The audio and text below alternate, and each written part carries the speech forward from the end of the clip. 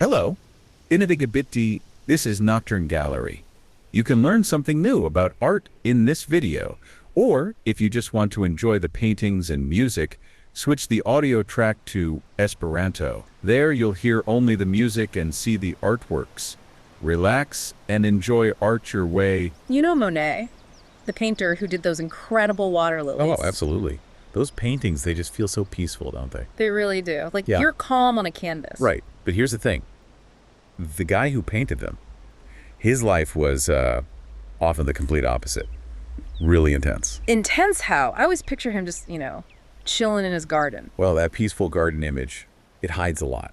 We're talking serious money troubles, people absolutely hating his work, fits of rage. Rage, Monet. Oh, yeah. And deep sadness, too.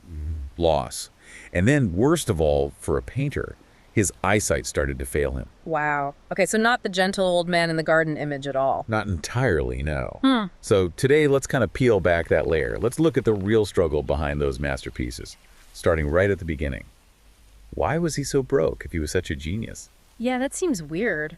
Wasn't he famous? Eventually, yes, but not at first. See, he had some early success, like in the 1860s, people liked a few of his landscapes. But then he went all in on this new style, Impressionism, trying to capture light, how things look, just for a second. You know? Right, that blurry, light-filled look. Exactly. And the traditional art world, they hated it. Absolutely rejected him. No sales. Pretty much. Yeah. Which meant, well, he was poor. Really poor. Desperate sometimes. I heard a story once. Something about him having to leave paintings behind because he couldn't pay. Yeah, that's a really sad one. It was his huge painting, Luncheon on the Grass. Massive thing. He couldn't pay his rent, so he had to leave parts of it with the landlord. Like security. Oh my gosh, you can't just roll up a painting that big. What happened to it? Well, that's the worst part. It sat in a damp cellar for years. Oh no. Yeah. By the time he got it back, parts were ruined, moldy, damaged. He actually had to cut the painting up. He cut up his own work because it was damaged from being left for rent. He had to. It tells you a lot about how bad things were. Yeah. Just imagine the frustration, the failure. That's awful. So money problems were huge, but you also mentioned people hating his work. The critics. Oh, they were brutal. Vicious, really. Especially after that first Impressionist show in 1874. What did they say? One critic wrote that Monet's paintings looked like wallpaper. And not even good wallpaper. Wait, like worse than wallpaper. Ouch. Exactly. That's designed to hurt. Yeah. And it didn't stop there. They called his work messy, fake, unhealthy. Unhealthy? What does that even mean for a painting? Who knows? Just insults. Some said kids messing around with paint could do better. That's just cruel. It really was. But here's something interesting about Monet. He kept those reviews. He kept the bad reviews. What? He put them in a scrapbook. Maybe with pride, like, I'll show you all. He thought they were narrow-minded and ignorant. So like collecting evidence that they were wrong, fuel for his fire. Kind of feels that way, yeah. He was determined to prove them wrong. And that fire, it didn't go away, even when he did become successful. Right. So the fight with the critics and poverty eventually eased up a bit, but the struggle continued differently.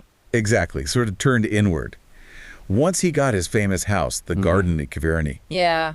you'd think things would calm down. Yeah, that's the peaceful image we have. But inside, friends said he was super grumpy, moody, even called him a monster sometimes. A monster? Why? Because he was obsessed. He was chasing something impossible, trying to paint that perfect light, that exact feeling of a moment, which, changes in seconds. Trying to capture something that disappears almost instantly. That sounds frustrating. Hugely frustrating. Yeah. And that frustration, it often turned into anger. Anger at his own work. So he didn't just get mad, he took it out on the paintings. Yep. Remember how the landlord and the damp ruined that early painting? Later on, Monet was the one destroying them. Well, there's this one story. He got so mad while painting by the river, he threw his whole box of paints in the river. He threw his paints in the river. Seriously. Seriously. Had to send a telegram to Paris to get more supplies. Yeah. Just pure rage. Wow. Yeah. That's a lot of anger. Hard to picture when you see the calm water lilies. Right. But even with the water lilies, the big famous ones, he'd destroy them too. If he felt he didn't get the light right, didn't capture what he wanted, slash, he'd cut up the canvas. He'd slash the water lilies, the ones in museums now. Well, maybe not those specific ones, but canvases that were part of that series, yes. A friend called it a mesmerizing madness, this constant battle in his head on the canvas. Madness. Maybe that's part of the genius, but it wasn't just about arc struggles, was it? You mentioned sadness, loss. Yeah. His later life had some really deep sorrows. He lost his second wife, Alice, and he was heartbroken. That must have been incredibly hard. Devastating. And then a few years later, his oldest son, Jean, died too. That was in 1914. Oh, terrible. How did that affect him and his work? It crushed him. Friends said he fell into this black melancholy. He just stopped painting. Completely. Stopped painting altogether. For how long? For about 3 years. Think about this man who painted almost obsessively for decades. Just silence. 3 years is a long time. It makes his return to painting even more amazing. But then came the problem with his eyes. For a painter, that's... The ultimate nightmare. Exactly. Yeah. He got cataracts in his old age. His eyesight started failing badly. How bad did it get? Pretty bad. By the early 1920s, he was basically blind in one eye and had only about maybe 10% vision in the other. 10%? How could he even paint? Especially this kind of painting, all about light and color. That was the terror for him. He started seeing colors all wrong, distorted. He said everything looked muddy or way too intense. So the world didn't look beautiful to him anymore. Worse, he said that looking at nature and even his own paintings seemed repulsive to him. Repulsive, wow. His own life's work looked ugly to him because of his eyes. Can you imagine? He was terrified of surgery, terrified of seeing things wrong forever. He actually said he'd rather go completely blind and just remember the true colors than see them incorrectly. That's an unbelievable choice to face. So, with failing eyes, feeling like his work looked repulsive, why didn't he just stop then? What kept him going? One word. Obsession. He had this huge project he'd promised to France, the Grandes Décorations. Those enormous wraparound Water Lilies paintings for the Orangerie Museum in Paris. Ah, the huge ones. Yes, he called it a hellish amount of work. But he felt he had to finish it.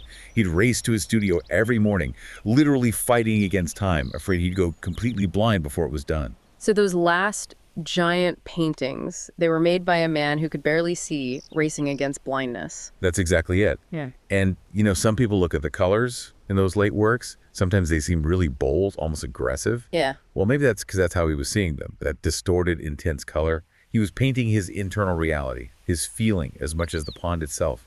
He told a friend, I need to finish before I completely lose my sight. And did he? Did he finish? He kept working right up until the end. He died in 1926, but he'd made sure the plan was set for those huge paintings to be installed in the Orangerie, just as he envisioned. His final act was just sheer determination. So looking back at everything, the poverty, the critics, the anger, the grief, the failing eyes, Yeah. it's incredible. It really is. The peace you feel in those water lilies isn't about his peace. It's like a monument to his ability to endure all that chaos and still create that beauty. He just never gave up. Never. It shows you that sometimes maybe the greatest art comes not from calm, but from fighting through the storm. That fierce spirit is still there in the paint. So next time you find yourself looking at one of Monet's water lilies, remember the battle, remember the fiery, stubborn man who fought everything, the world, himself, even his own body, to bring that peace to the canvas. Absolutely. And maybe think about this. If Monet could push through feeling like his own work was repulsive because his vision was failing and still create something so iconic, what walls are we putting up for ourselves? What amazing things might you be holding back on because you're worried it won't be perfect?